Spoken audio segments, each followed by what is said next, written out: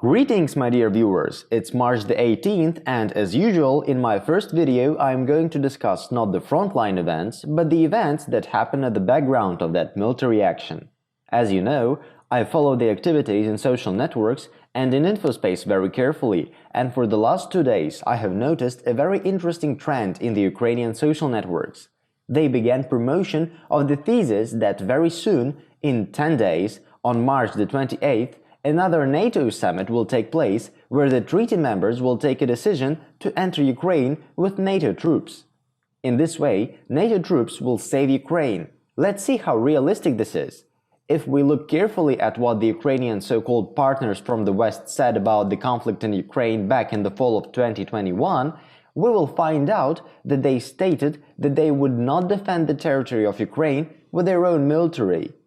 No NATO troops will stand on the Ukrainian land. Yes, they say, we will certainly help official Kiev, but the latter must act on its own. Okay, you said, that was before the war, but what happened next?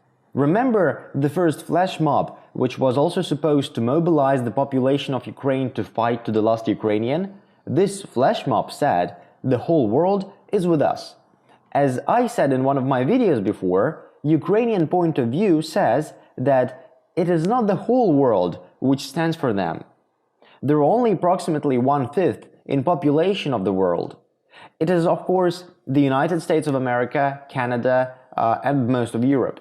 The rest of the world is against Ukraine. Moreover, it indirectly supports Russia. This thesis has become obvious even to the ordinary people of Ukraine, so another one is thrown into society.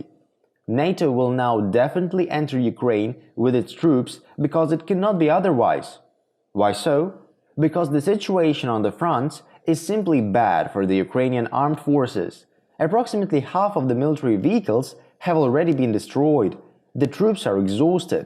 Some are already surrounded, like the Ukrainian units at Mariupol.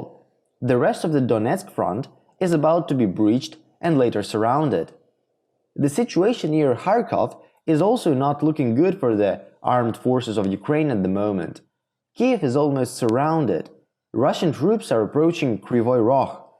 They have surrounded Nikolaev, and everyone is also waiting for an amphibious assault near Odessa. And today, in order to mobilize the population of Ukraine and to continue to hold on the confidence that very soon they would win, the one and only thesis is used. NATO troops will come and support Ukraine.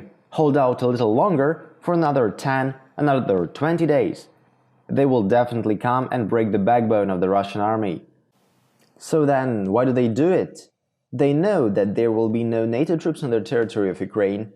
There is one simple reason, exactly the same reason why they started the war in Donbass in 2014. It is to spill as much blood as possible, so that there would be a lot of problems on those lands after the Russian Federation solves all its problems in Ukraine. That's the reason why the infrastructure is being barbarically destroyed today.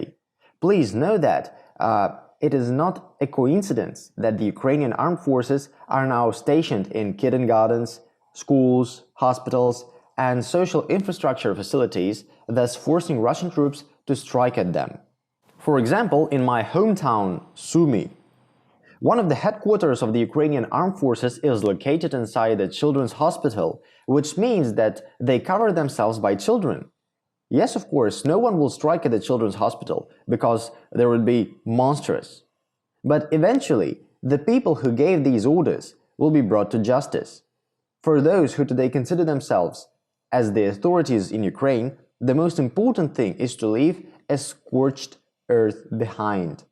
Why? It is simple. Very simple. Today in social media, the idiotic patriots can be hysterical as much as they want about the fact that Ukrainians will never live in peace and friendship with Russians. The last 8 years are a perfect proof that the brains of the Ukrainian people could be easily altered. Once they get under the influence of some information, and within a few years, they start to think completely differently. That is why not only the official authorities in Kiev, but also their sponsors in Washington and London are most afraid of today, because it was them who were involved in the brainwashing of Ukrainian citizens. And they are aware enough that it is not only possible, it is inevitable. And what they're most afraid of is that those people who will survive and remain in Ukraine today will tomorrow be used to create new brigades in some new Ukrainian military or something else. That soon after, they will stand shoulder to shoulder like the brigades of the armed forces of the Republic of Belarus, together with the brigades of the armed forces of the Russian Federation. This is inevitable and has been proved many times by history. And this is what they are most afraid of. That is why they are looking for any possibility to convince the Ukrainians to take up arms and die for their interests, in an absolutely futile and pointless war for the current government. This is why they create different informational nonsense, imaginary victories. The whole world is with us. NATO troops will enter tomorrow. But all this is made up in order to make you, the ordinary Ukrainian people, believe in a close victory, in which those people who are encouraging you no longer believe themselves.